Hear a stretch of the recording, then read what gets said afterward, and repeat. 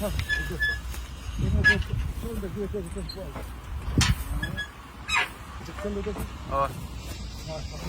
bunda aşama o çekip kaldı. Bunu aldı tamam. Narkıvet bitti. Aldı buna bek kaldı.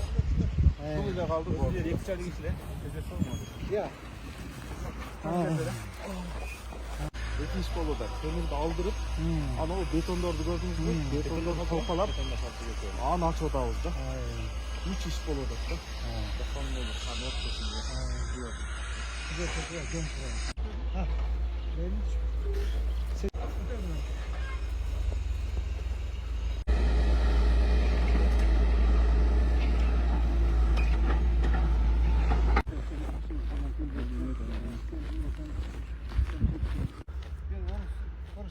Ova.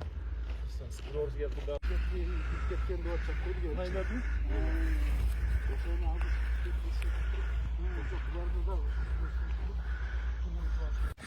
Bu kayırma kursana. Ayantı 12 hektar. 12.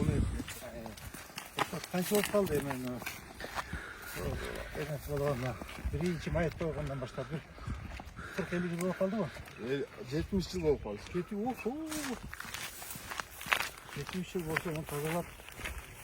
Sürekli basar, bağış gidiyor gibi. 12 hektar. 12 hektar. Evet, yaktadır. Yakın ben acıkayım, ben sürüştüm. Ayten. Bilir bir kadın değil, cılandar kiretti. Cılan kiretti, çayan kiretti.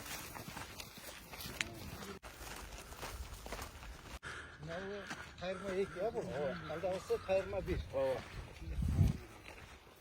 Al 2 hektar. Anda dal saldım.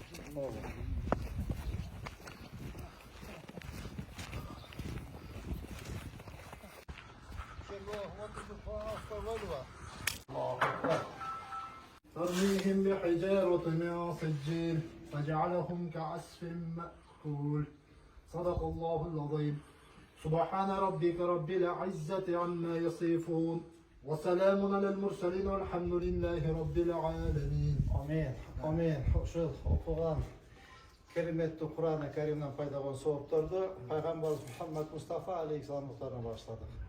Oşunda öyle jalpı bu dünyadan közü ötüp ketken momun Müslümanların vaktarına başladık. Dua tilegen, Kur'an tilegen momun Müslümanların vaktarına başladık. Oşonun katarında çoğun ata, çoğun adezon arvaqtarına başladık.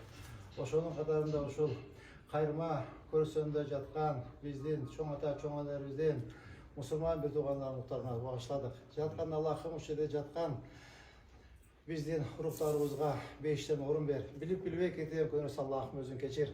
Karam gölleri jarık akiretleri avat bolsun. Jaratkan Allah'ım özün kuvata kılgan Firdevs 5'ten orun ber. Peygamberimiz Muhammed Mustafa aleyhisselamga mürzedeş kılskalakta ağlam nasip olsun. Rabbana tefidüne hasena ve fi rahat hasena qina azaban nar bi rahmetike erhamer rahim. Allahu ekber.